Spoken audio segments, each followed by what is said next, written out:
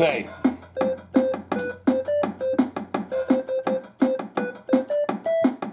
The redden's empty, don't pass me by. I'll be jive talking with myself. I did it what?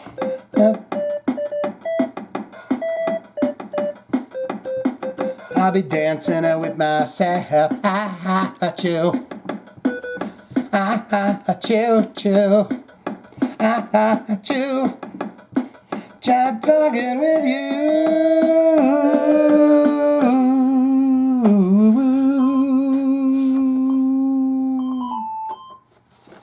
What's going on, everybody, and welcome back to another episode. This is actually if you take two fingers, we've moved into the double digits. Well, I guess we've been in the double digits for a while, right? But this is episode number 20 of Jive Talkin with Shane Diablo. Welcome, welcome, one and all. First story up, Billy Idol's going to cancel his shows in Georgia and Florida due to his sinusitis infection. I would love to know what that is because I think I might have a bit of that as well. Before we get started here on this Billy Idol story, I wanted to speak on a few the sad passing of Taylor Hawkins from the Foo Fighters, but I have even a deeper one. Just a few days ago, the lead singer in the band that I was in for 15 years, his name in the band was Zero DeLorean. His real name was Hugh Van. Fantastic singer, has passed away. He was having health problems for a long time, and he passed away, and he will be missed. And the best thing that you could do for Taylor Hawkins or for Die Monster Die is go listen to some of the music. It's Die Monster Die, one word, DIEMONSTER Die Monster Die. And there's a bunch of albums that we released over the years. And the one thing that I will say is he was a master. If you're a horror fan, this is a horror punk band that I was in. If you are a horror movie or horror storytelling fan, you can pick any single song off of any of those albums that we did, and he was an amazing lyricist. And he could take what little lines that he had, he would write the title for the song first, and then write the lyrics around the title of the song. But every song is a wonderful little 3-minute horror story in there, and he was amazing at it, and he will be missed and loved. And of course, we will get into Taylor Hawkins. I believe you guys have left some comments. We'll read the comments, and we'll get into a little more of Taylor Hawkins. But I will say rest in peace to my dear friend, and I will miss him deeply because he was an amazing singer, an amazing songwriter, and a very creepy fellow if you go on the streaming music sites and listen to the lyrics and the words and the songs. He's got a sinusitis situation here, this Billy Idol, and I would love to know what's going on with it because I do feel like I've got kind of a sinus. I got like thin sinuses. So let's see what it says here. He's canceling his dates. Is there something specific about Georgia and Florida? Is it the water? Is it the oceans and stuff that gives you I don't know. Let's see what it says here. Billy Idol has canceled his previously announced appearances at the Shaky Knees Festival in Atlanta and a Hard Rock Live in Hollywood, Florida. Earlier today, the 66-year-old rocker released the following statement via social media. Due to my continued sinusitis infection, I'm gonna fight it. No. I'm disappointed to announce that I must cancel my appearances at both Shaky Knee in Atlanta and April 29th at the Hard Rock Live in Florida, May 1st. When we confirmed these shows, I was sure that I would have recovered in time to play, but unfortunately this infection has proven pesky and lingering, requiring some more time before getting back on the stage. Do you remember when I was all stuffed up? It seemed like it took forever. And I don't know if that was the pandemic or this sinusitis thing. Me and Billy Idol might be, long-lost brothers of some sort. To all the fans who were looking forward to these gigs, I'm very sorry to miss them. Canceling shows is not something I do casually. We'll no doubt come back to Georgia and Florida another time soon. Sincerely, BFI. Billy fucking Idol, is that what that is? Or is it like Billy Fernando Idol? Idol's decision to scrap the show comes less than 2 months after he pulled out of his previously announced tour with Journey. That would be, I'd probably go see that.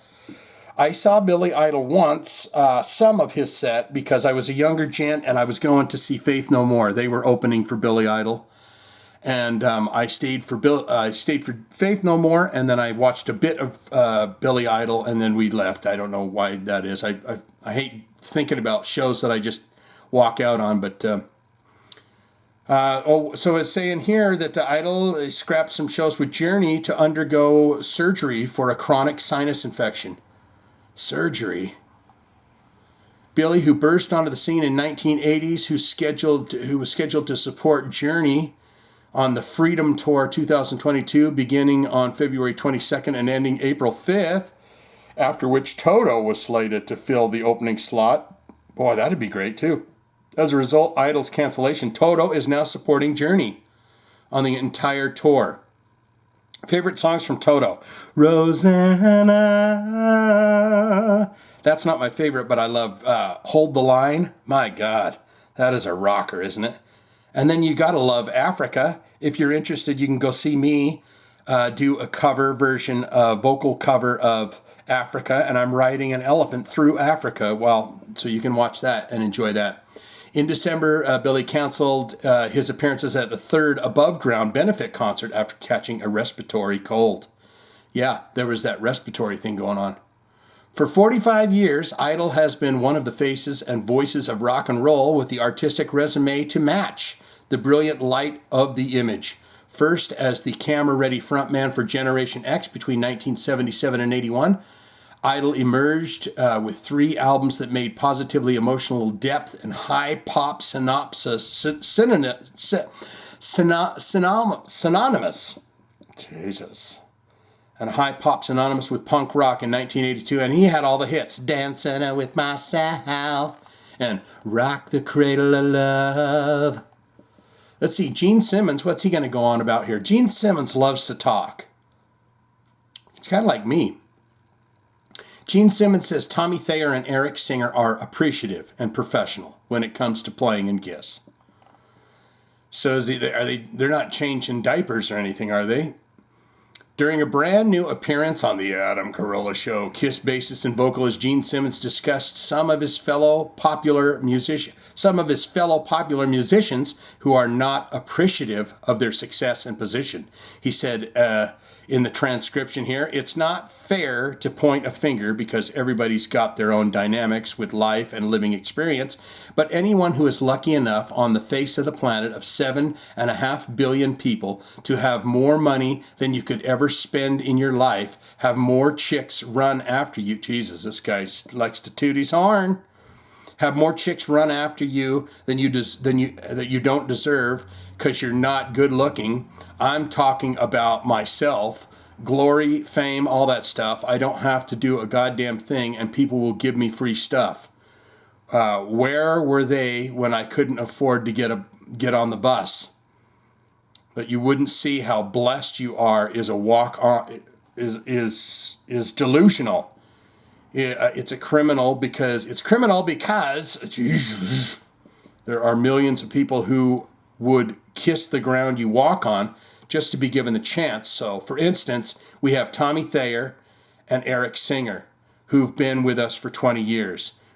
They don't make the money that Gene does, I'll tell you that. We've been around almost half a century, and we are quitting very soon. But Tommy and Eric show up on time. They are appreciative, professional, no drugs, no booze, nothing.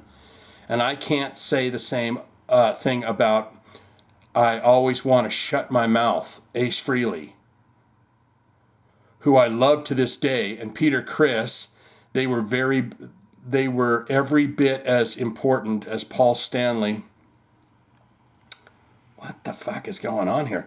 And I in forming the band, but not everybody has the DNA to run a marathon. Some people are shooting stars. They look great for a short time and then bye-bye.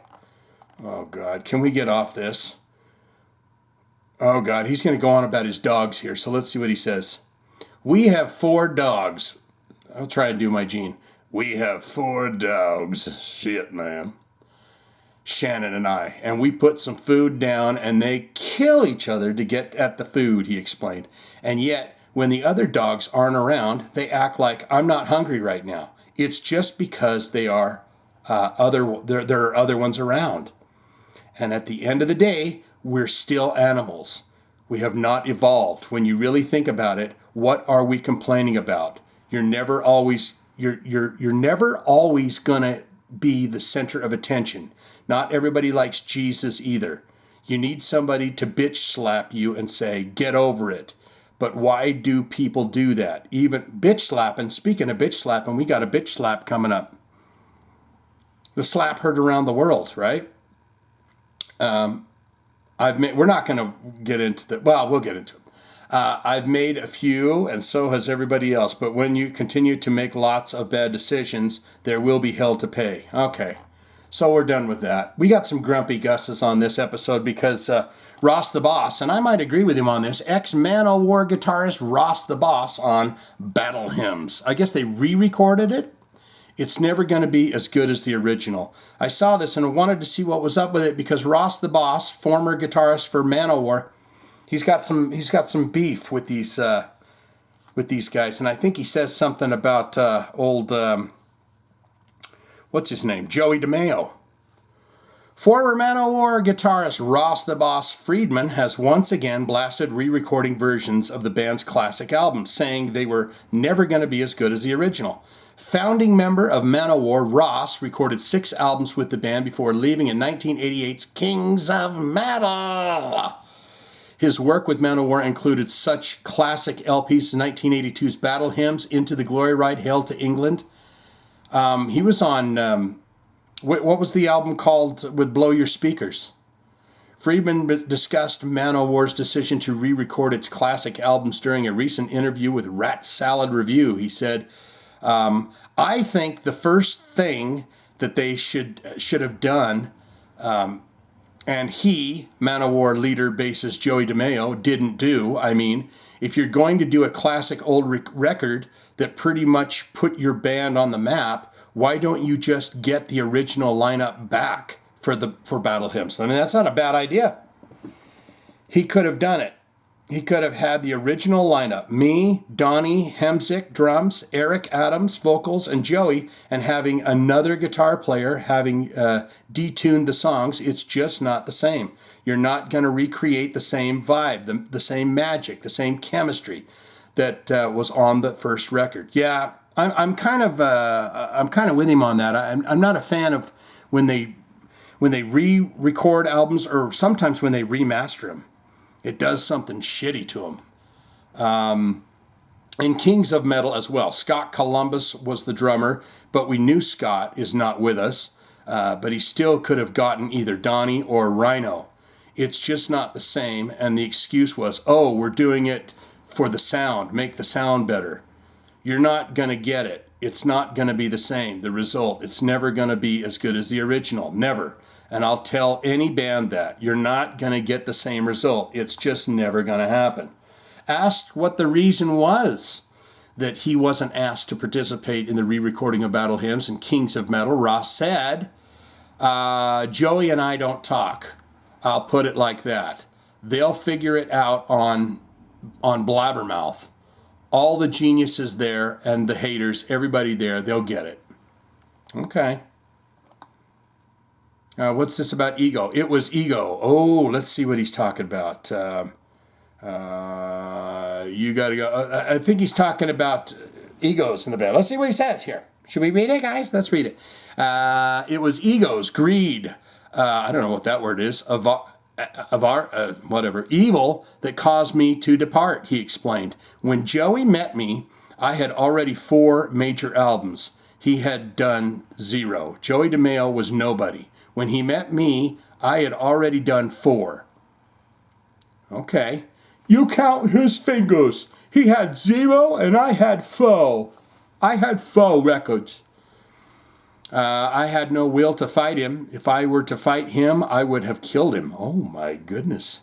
He's just a fucking pariah. Oh my goodness. You can't live with that. My heart couldn't take it. I can't take evil. Oh, he's calling him like a demon lord. that's walking the earth. And I know people are going to it's going to be hard for them to hear that, but I'm better off now. I really am. He's calling Joey DeMeo evil. Let me say right from the start, it came out of my mouth, and I take full responsibility for that. I said Ross said. But I usually edit all my interviews. Journalists will send it back to me. Jason Green is a good guy, and he said, I will send it back to you, and we'll go over it, because you never know if you want it to go out publicly. For some reason, I never did that in this situation with that interview. Oh, so he's talking about when he said that he was an evil man? Anyways, I guess we'll move on from that. He looks kind of rocking there, doesn't he? I watched some Ross the Boss. He's got his band Ross the Boss on, and they played some festivals and stuff, and I watched some of that. Is this entertaining today? I feel like this episode's kind of, we're talking about Gene Simmons and stuff, and Billy Idol's sinus issues, but here's another one here. This made me go, what?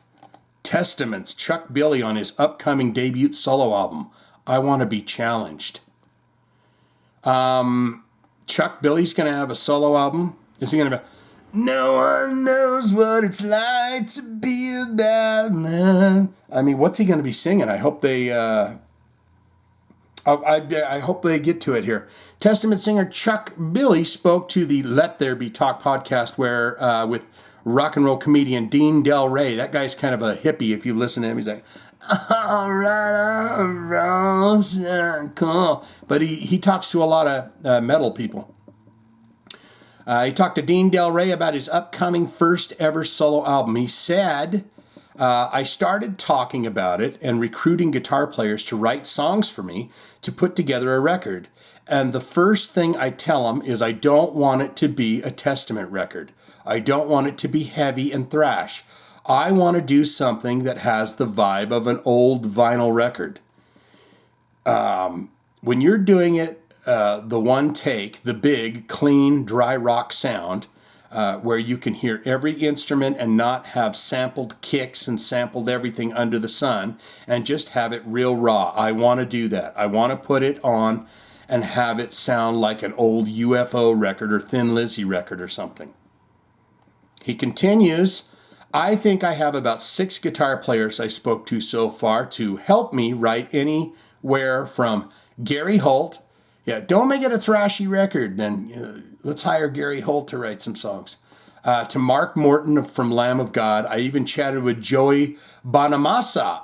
Joe Bonamassa, he's that blues guy. Just all kinds of different guys. And it always just write something that's not me. I want to be challenged. I want it to rock. I want it just to have that old feel. He wants a come out, Virginia, don't let me wait, Catholic girls. He wants to hit you with some old school stuff. Billy previously discussed his plans for a solo album during a summer 2021 appearance on the Not These Two Fucking Guys podcast. Everyone's got a podcast. I got a podcast. You got a podcast. Everyone's got a podcast. At the time, he said, well, it started to be in the works, but then things got kind of held up. I was recruiting some guitar players over the last 6 months to write and record with me, and I was going to use different guitar players on every song to help me write songs. Mark Morton, he's naming them all off again. Glenn Drover, Glenn Drover, ex-Megadeth, is going to write some songs. I haven't approached my cousin, Stephen Carpenter from the Deftones. Holy shit, that's his cousin? See, it's worth the price of admission, isn't it? Chuck Billy and the guitar player for Deftones are cousins. But I'm going to see if he'll want to write a song with me. I tried to reach out to Joe Bonamassa to see if he wants to write a song with me too. That one's going to be a bluesy number. How do I say goodbye? I want to hear Chuck Billy do some Boys to Men. As for the musical direction of his solo LP, Billy said, I want it to be different, and I've told all of these guys, without fail, I have told them, by God, that I want to do a solo record, but I don't want it to resemble Testament. I want to do something different. And the direction I want to go is old classic vinyl sounding records. Didn't we read this? I've done these compilation records for Cleopatra's label, and I've done anything from Michael Jackson to Christmas songs. I would love to hear Chuck Billy do Michael Jackson. I'm going to hunt that down as soon as we get done, if that's the case. And every time people hear it, they go, man, this is kind of cool. Kind of cool is another way of saying it stinks. Oh, this is kind of cool. You know, anytime your mother came in the room and you're like, Mom, listen to the new Sex Pistols record or whatever. I am an Antichrist. Oh, this is kind of cool. I need to go back and mash the taters now. Thank you. Anyway, so yeah, that's what he's doing. If anyone's heard Chuck Billy doing Michael Jackson, I would love to hear that. Is he going, Mama say, Mama sa, Mama tu sa, Mama say, Mama sa, Mama tu sa. I'm starting with Chuck Billy in the mirror. You know? This was interesting to me because you guys know that I'm a super Overkill fan and I love it. Dee Dee Verney says upcoming Overkill album will be a little bit more doomy. Now, I'm going to tell you that I believe that The Years of Decay was a very doomy and slow album. And so I'll be interested if they mention that in this portion where they're talking. Because that had a slow, sludgy sound to it. Overkill bassist Dee Dee Verney spoke to Hand Rock Haven about the progress of the recording sessions of the band's 20th studio album. He said, all the drums are done. All the guitars are done. I still have to do the bass. Bobby Ellsworth, Overkill singer, has got to get to his vocals, but I had almost all of it written when we went out on tour before COVID, because that's where we were in our cycle. So I had to have my part. The music for the record pretty much done. I had 2 songs left that I had to do when I got back home, because that's where we needed to be, because that's the record, because the record was supposed to come out in the fall of that year or whenever, but then we were like, we've got a little extra time, and then we had more extra time. It was funny because usually I'll kind of demo up everything at home, all the songs, and I'll send it out to the guys, and then they'll learn their stuff from the demo, and then we'll get together and play, and then we'll decide maybe it should be faster, slower. We kind of noodle around till it feels good in the room. But we weren't able to do that because of COVID. But now that it's taken so long, we could have done that. So I don't know exactly. This one's still going to be a bit of an odd record because it was kind of done all remotely, everything. We're going to put out a record of songs that we've not one single time stood in a room and played together. Yeah, that makes it weird when you're writing music. I don't even know how you would do that, to be honest. I have no idea how that would even happen. As for the musical direction of the new Overkill material, Verney said, compared to the other ones, it's hard to say. It's maybe got a little bit more Sabbath-y kind of parts in it and a little bit more doomy. I know Colin Richardson's going to mix it. Is he the guy that sings, When I come from a land down under? Poor Colin. We thought we were going to do it, and then we pushed him off, and then we pushed him off again, and then we pushed him off a ledge. Jesus, he's dead now? Oh. And we said, you know what? We'll call you when we're ready. Don't call us, we'll call you. So whenever that's going to be, we'll call him again, but we're psyched about that because he's just great. He's a great mixer and a great producer, so if nothing else, it'll sound great.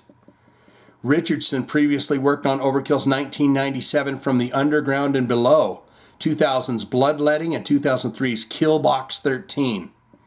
That is an album I am not familiar with, Killbox 13. I would love to have some comments below and tell me what you guys think of that. Earlier this month, Blitz told 69 Faces of Rock that Overkill's new album is tentatively scheduled for an April 2023 release, followed by a European tour. Regarding the sound of the new Overkill material, Blitz said, "It's going to be hard to figure it out, for me, until it actually takes shape. It seems a little bit more eclectic for us. It's riff-driven, not rhythm-driven. The songs will contain 2 or 3 different riffs through the main riff, and then 2 that are kind of secondary riffs, which I think is a little bit unique for us. To be singing over something like that, heavy, of course. I mean, there's some sledgehammer stuff on it, that kind of big, thick groove. I think the other side of it is that it shows kind of an experienced speed would be the word. Some of them just take off. Okay. Well, I'll tell you what, it's hard to read Bobby Blitz, but I listen to the guy talk all day long. I love his interviews and stuff. We have one more thing here. I mean, we know about the slap that was heard around the world. We are going to get, one thing I was going to say about poor Taylor Hawkins is that the guy dies, and then the slap that was heard around the world from Will Smith and Chris Rock kind of deflated everything, didn't it? It kind of, everyone was like, "Oh, Taylor, we're going to make..." What? Will Smith, America's favorite funny man, just slapped America's second favorite funny man? I mean, that's crazy, man. That's crazy stuff. So I wanted to hear just a taste of this. This guy's great. He does Will Smith Goes Metal featuring Chris Rock. And this guy just puts up these videos where he's just playing metal riffs and stuff to clips. And I got it to a point because I wanted to hear it when he picks it up with the distortion. But here we go.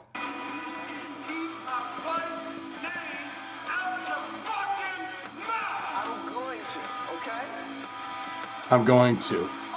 Plow.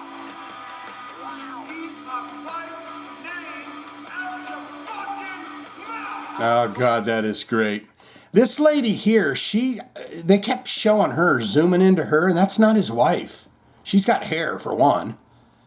But it's not his wife. Wasn't that just a bizarre experience? I mean, you guys, I don't even know if I'm going to keep this in here. Because remember what happened last time I showed the pee-pee video and they blocked me? Is this something that's going to be like, "Hey, you don't do that, bro"? I guess this guy's got a video of it. He made a reaction type of video, right? Let's get into the comments. I'm sorry about this. Episode's kind of fell on its ass, but this is the greatest part of it anyways. This is where we get to your comments. We have been wondering what's happened with Miss Althea's comments. Well, I think we figured it out. I have to click a different button on here, and then it shows all of the comments. So anyone that's posted on these things that I haven't seen at the time of recording, I apologize. Dave J. Peck coming in with this one. He says, "Hey Shane, love the channel. On Gibson TV, there is an interview with Robert Englund and Don Dokken about Dream Warriors. If you're interested, give rocking." I'm absolutely interested in that. We might do that for a video autopsy because I would love to get into that. I have a Dream Warriors t-shirt. That's one of I like the Freddy Krueger Part 3 Dream Warriors. So there's your heart there, Dave. Thank you very much. Edsy coming in here, and he says, "Agreed, my friend. Bruce Dickinson should stay where his crumpets are buttered the best." Stay with me, crumpets are better, "Oh, Mumsy, get me the butter for my crumpets." Do you put butter on crumpets? Here we are in 2022 and Iron Maiden is still selling out arenas. It's a wonderful thing, isn't it? The world obviously wants Bruce in Maiden. That's reality, and not, to quote Bruce, a fancy world. Watching that Marilyn Manson documentary you mentioned, geez. She was 18 and he was 37. Disturbing. Keep up the great work. Yes, you're getting your heart, Ed. Yes, that documentary. The only thing that threw me off, and this is a spoiler, so plug your ears and go la la la la la for the next few seconds here. But the only thing that threw me off was she had already spoken to HBO because she's the star of Westworld.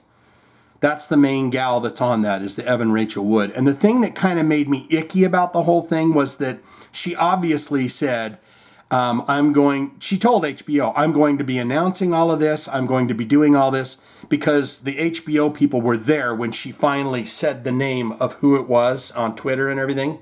They did a whole thing. Okay, I'm going to hit the button, my guys. Guys, I'm hitting the button on my Twitters. And that made me a little bit icky. If all those allegations are true, bad person.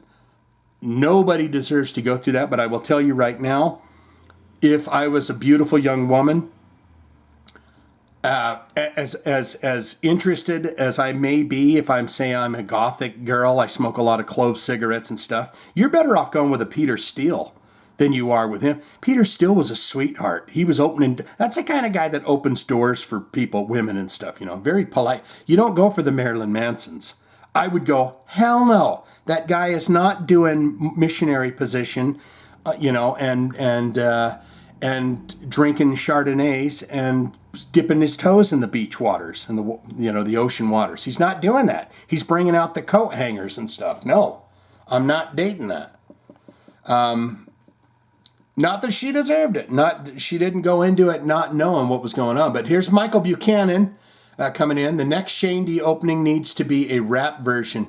I kind of went with my Billy Idol version, but I'll work on something. Well, just finding out from here that Heat is losing one of the best singers out there, and Skid Row is gaining one of the greatest singers out there. If you haven't listened to Heat, go do so right now. Just listen to the new song, The Gang's All Here, with Eric singing, and I can say, wow, it's like having Skid Row of old back again.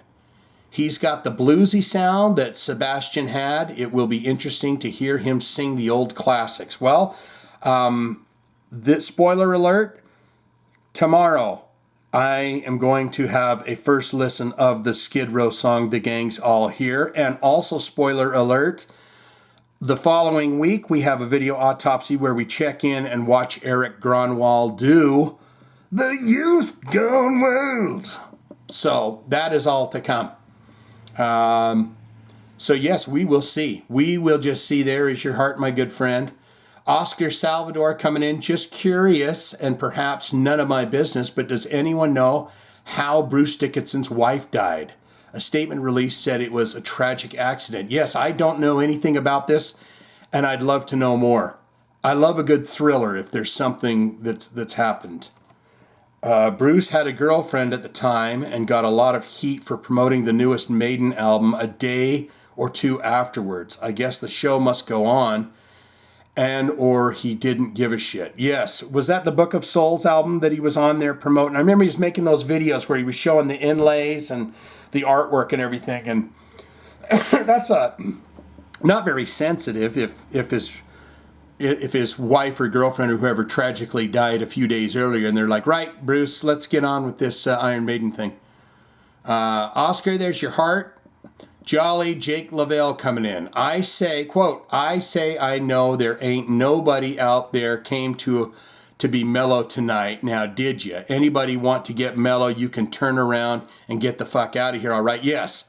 Ted Nugent, 1978 release of Double Live Gonzo. See, that's why I love you guys. You figured it out. Yeah, because he says, I know there ain't nobody out there come to be mellow tonight. Now, did you?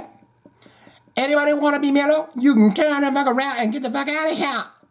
And I didn't know who that was, but I was thinking maybe it was a young, hip, fresh, hip, cool Ted Nugent, and I would be right. Ted Nugent, 1970, Double Live Gonzo. I've never listened to any of those Ted Nugent live albums, but I've heard that's the shit you want to listen to. It is between songs Rap Sweaty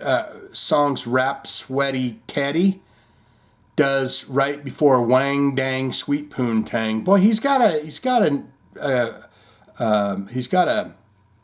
talent for song titles, doesn't he? Sweaty Teddy. Oh, my Uncle Sweaty Teddy, he's took me to the park. He took me there until it was dark, and then he took off my britches. Anyways, Wang Dang Sweet Poon Tang. That song being what starts off side 4 of the double LP. Fantastic. Some days the foo wins. Godspeed the safe home Taylor. And safe home, yeah. Godspeed and safe home Taylor. Guys, I read like shit, don't I? Isn't that just... But you know what's going to be great about this podcast is that you can see me learn and get better at it. And you'll be like, by God, we were there when he couldn't read at all.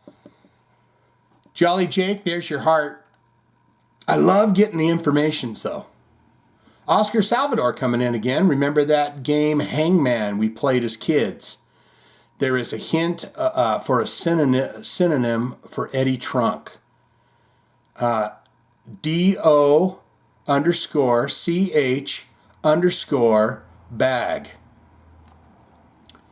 If you get those two letters in there, then they hang, right? Or if they get them wrong, then they hang. How did the hangman go? You put the letters in, and then every time you get a letter wrong that's not in the words, then you like draw the head on, and then you draw the body, and then an arm, and another, right? Is that how that worked? Eddie Trunk is the voice of hard rock. Some say. But I love you, Oscar. I love you. Sticky Doll coming in. Hey, Bruce, bring your daughter to the slaughter. Let her go. Let her go. Let her go. Whoa, whoa, whoa. Sticky Doll, there's a heart for you. Michael Espinoza, a.k.a. Espy, coming in with this one. First off, rest in peace to Taylor, the sweet boy Hawkins. I added the sweet boy part. Secondly, Skid Row, sadly, like Warrant, is nothing without Baz or Janie Lane. Rest in peace. Luckily, all the core Skid Row members are still alive, as mentioned. They need to do at least one night or short tour with Sebastian up front. The new single is catchy and not bad, but sadly, without Baz, they are destined to be playing at a bowling alley or a casino near you as pretty much a glorified cover band. It is a sad truth that most of those bands, you know, I didn't go to the show, but even when Kevin DeBro was still alive, they played a bowling alley here. And it was like I don't think he was alive much longer, a year. But yeah, some of these bands, it's like you're playing casinos and bowling alleys and everything else. But, you know, my question would be more to the Sabo guy that has now had 5 singers in the band. 4 or 5 singers. You know, sometimes it's not the people, you know, that maybe it might be a little bit of you. Like you tell the guys, I can't stand this guy anymore. Let's kick him out and get someone else. Hopefully Eric Gronwall works out. Hopefully he's really good. And hopefully they can build back a bit of that. But the internet would go crazy as shit if they said, you know what? They're doing 5 weeks. That's right. They got Sebastian back in the band. They're going to go out and they're going to do 5 weeks on the road, and that's it, and they'll never see him again. They'll make more money off that 5 weeks on tour than they will off this whole new album that they release. That's my opinion. The kids say IMO, and that's what I'll say too. Bang, there's your heart, my good friend. James Tate, he's coming in. New song sounds really good. Skid Row finally picked a singer that can do the classic material justice. All right, we will see. James is loving it. So there's your heart. And Miss Althea, she's the one that keeps getting hidden. I don't know what the deal is with that, but she's got some stuff to talk about here. The dumbstruck fool says she does not know what in the world is going on with the comments on this segment. I absolutely left a comment on episode 18, I believe the same day you posted. I am hesitant to expound on any of these weak stories for fear this posting won't make it for whatever reason. However, I'll hit up a couple of friends to do some recon on episode 18, and they did, and we figured it out. As far as what they could see with the comments, they both said that sorted by newest, see, and that's what I did, newest first instead of default top comments, my comment did show up, as well as one additional comment left by Oscar, which made for 6 total comments as the counter indicated. Perhaps Oscar can and will weigh in on his additional comment that did not appear in your review and whether it was viewable to himself and or others. Devil emojis for everybody. Okay, so we got it figured out now. So next episode, episode 21, you can get in there and do it to it. Or no, episode 20. This episode right here, right?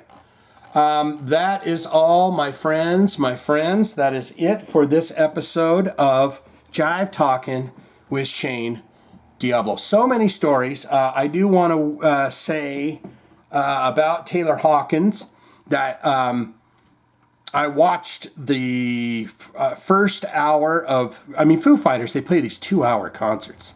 Your feet and legs and ass will just be sore as a dickens if you go see them live. But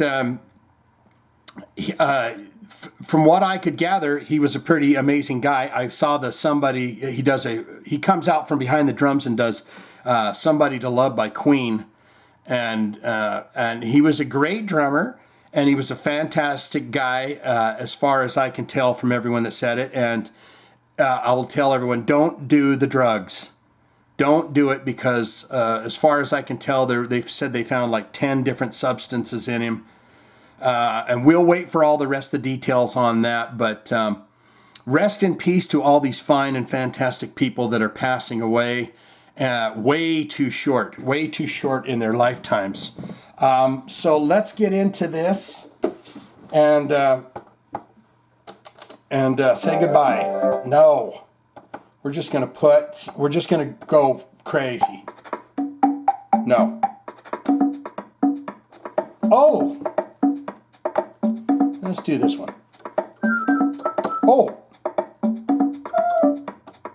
that's good. Jive Talkin. Jive Talkin with me. Get your sex for free and get your news for free and get your love from me. Jive Talkin with Shane D. Gonna beat you mean. Gonna have a treat. Gonna get real sweet with your lover. Lay down naked on the bed. Jive Talkin will drive you wild and kill you dead. It won't kill you dead, guys. Don't believe that part of it. It just rhymed.